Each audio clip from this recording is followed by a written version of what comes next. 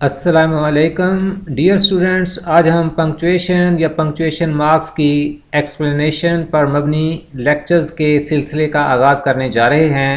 तो इस हवाले से पेश खिदमत है लेक्चर नंबर 1।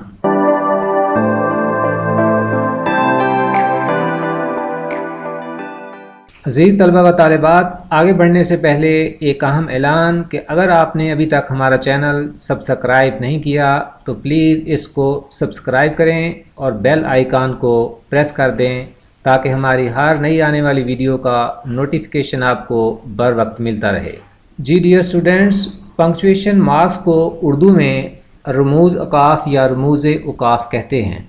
जब हम रोज़मर्रा ज़िंदगी में एक दूसरे से बातचीत करते हैं तो अपने लहजे के उतार चढ़ाव और अल्फाज की अदायगी के मखसूस अंदाज से अपना मतलब वाज़ह करते हैं। लिहाजा मुखातब के अंदाज़े गुफ्तगू से हमें पता चल जाता है कि वो कोई सवाल पूछ रहा है, खुशी, गम या हैरत के जज्बात का इजहार कर रहा है, या फिर किसी काम के करने का हुक्म, दरख्वास्त या नसीहत कर रहा है। मगर जब मुखातब मौजूद ना हो और तमाम बातें तहरीर की सूरत में हमारे सामने हों तो फिर मतलब को वाज़ह करने के लिए मुख्तलिफ़ किस्म के निशानात इस्तेमाल किए जाते हैं जिन्हें पंक्चुएशन मार्क्स कहते हैं। अगर ये निशानात सही जगह और मुकाम पर ना लगाए जाएं तो मतलब कुछ से कुछ बन जाता है। मिसालें मुलाज़ा फरमाएँ।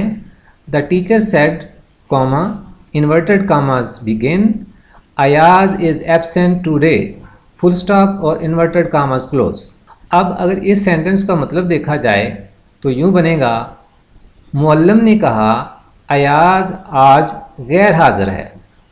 अब अगर ये जो पंक्चुएशन मार्क्स हैं यानी इन्वर्टेड कामाज हैं या कॉमा है, अगर इसके मुकाम या जगह को तब्दील कर दिया जाए तो इसका मफ़हूम कहाँ से कहाँ चला जाएगा।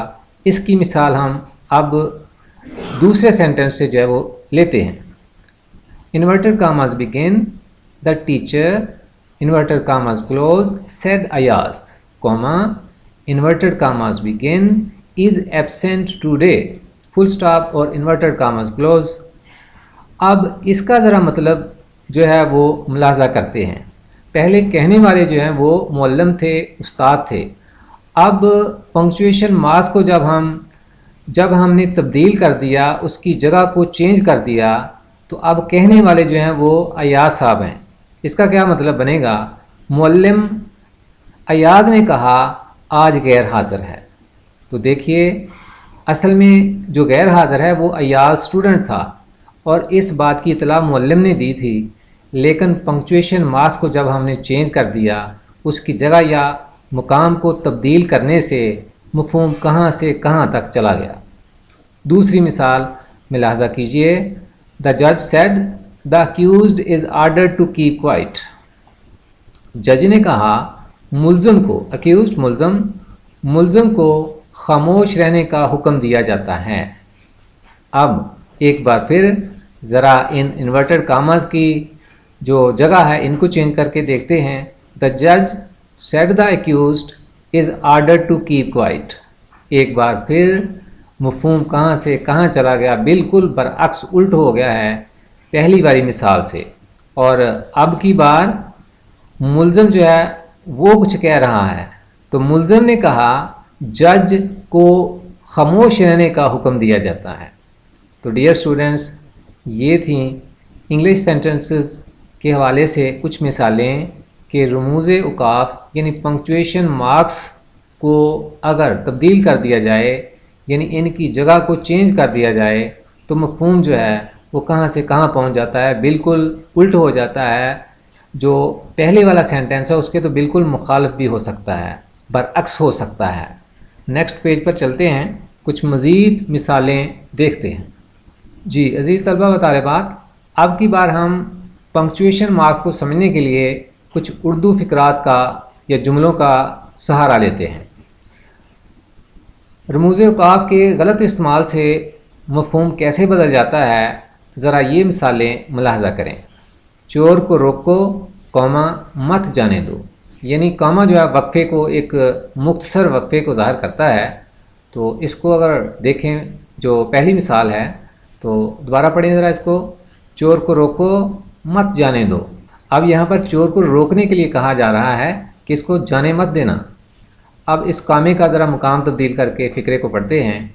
چور کو روکو مت جانے دو. تو دیکھا آپ نے پہلے فقرے میں اگر چور کو روکنے کے لیے کہا جا رہا ہے، اور اس بات کا پتہ ہمیں کامے کے مقام سے چلا تھا کہ چور کو روکو مت جانے دو. اب اس کی جگہ کو جب ہم نے تبدیل کر دیا، مت کے بعد لگا دیا، تو پھر وقفہ یہاں آئے گا. چور کو روکو مت جانے دو، یعنی یہاں پر چور کو نہ روکنے کے لیے کہا جا رہا ہے کہ اس کو روکو مت، اس کو جانے ہی دو. جی ایک اور مثال ملاحظہ کریں. تیز رفتار موٹر سائیکل سوار گدھا گاڑی سے ٹکرا کر شدید زخمی ہو گیا. تو یہاں پر سوار کے بعد کاما ہے. یہاں پر ہم نے پھر ظاہر کچھ توقف کرنا ہے، کچھ وقفہ کرنا ہے. ایک بار پھر پڑھتے ہیں. تیز رفتار موٹر سائیکل سوار گدھا گاڑی سے ٹکرا کر شدید زخمی ہو گیا. اب اس کامے کا ذرا مقام تبدیل کریں تو دیکھیں کیا بنتا ہے. تیز رفتار موٹر سائیکل سوار گدھا گاڑی سے ٹکرا کر شدید زخمی ہو گیا. تو یہاں پر دیکھیے اصل میں وہ سائیکل سوار تھا، تو جب ہم نے یہ کاما گدھے کے آگے لگا دیا تو سائیکل سوار جو ہے وہ گدھا بن گیا اور وہ گاڑی سے ٹکرا کر شدید زخمی ہو گیا. تو عزیز طلبہ و طالبات، آپ ان مثالوں سے سمجھ گئے ہوں گے کہ پنکچویشن مارکس کی کتنی اہمیت ہے.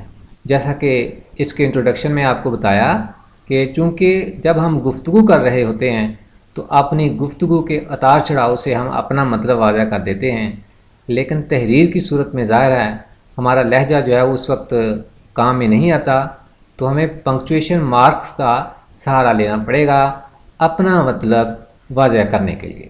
ڈیئر اسٹوڈنٹس، چلیے نیکسٹ پیج پر چلتے ہیں. عزیز طلبہ و طالبات، سب سے پہلے اب ہم comma, the use of comma, اس والے سے ہم جائزہ لیتے ہیں کہ کاما جس کو اردو میں ہم سکتہ کے نام سے یاد کرتے ہیں، یہ کہاں کہاں استعمال ہوتا ہے، یعنی اس کا استعمال کیا ہے.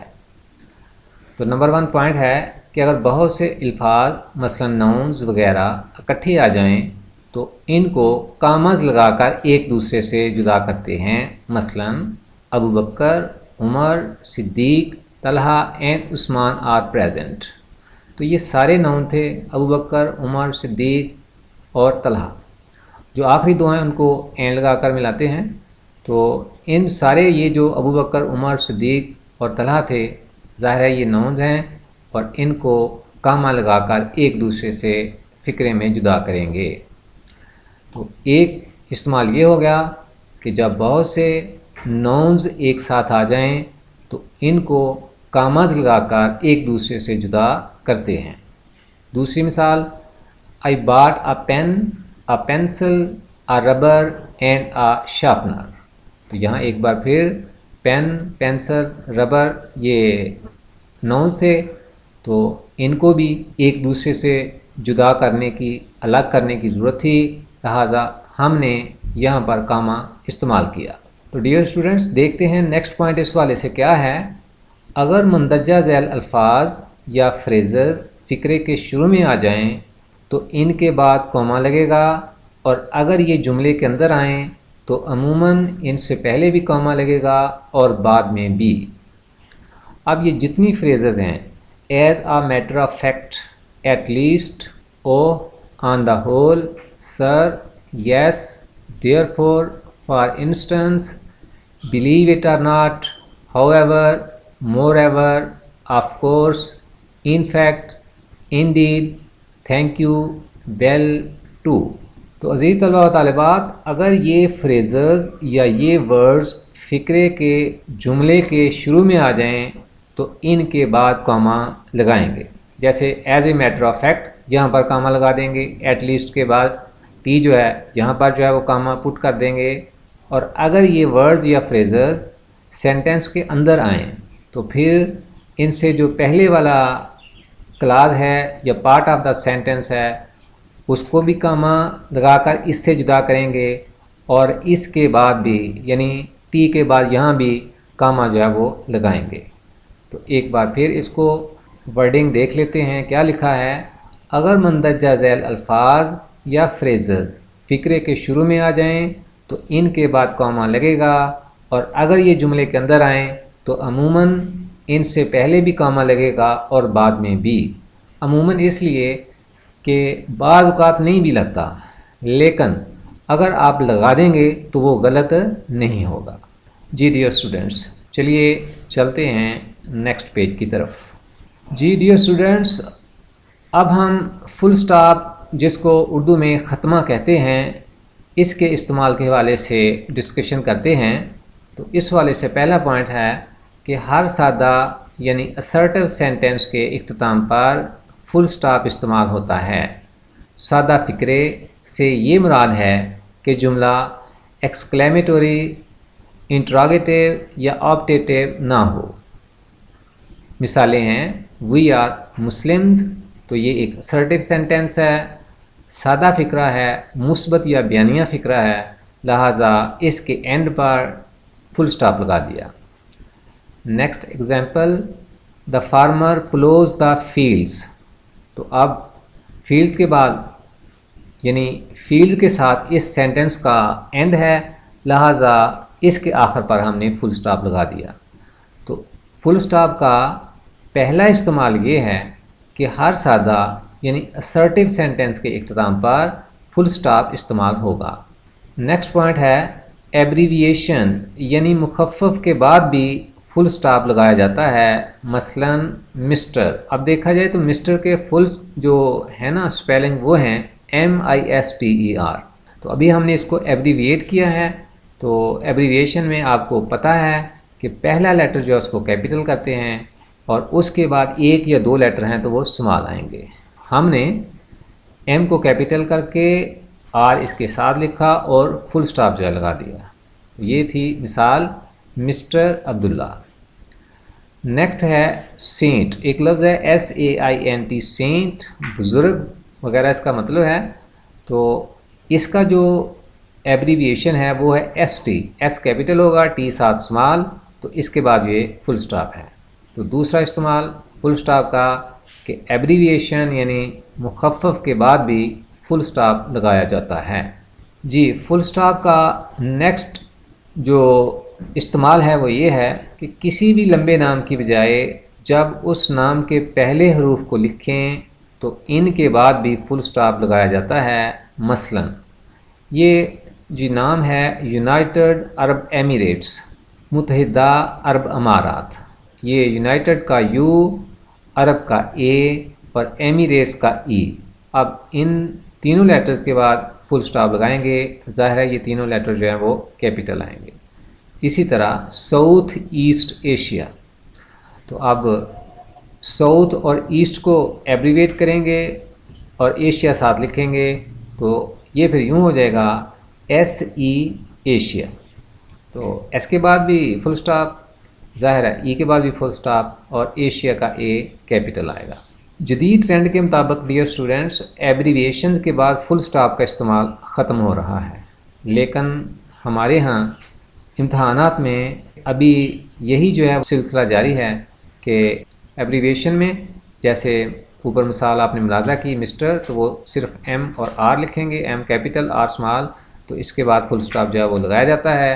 اسی طرح جو لمبے نام ہیں جب ان کے پہلے ایک یا دو ورڈز کو ہم ایبریویٹ کر لیتے ہیں، مختصر کر لیتے ہیں، تو ان کے بعد بھی فل سٹاپ جو ہے وہ ہم لگائیں گے، اس لیے کہ ابھی تک ہمارے ہاں یہی جو سسٹم ہے وہ جاری و ساری ہے.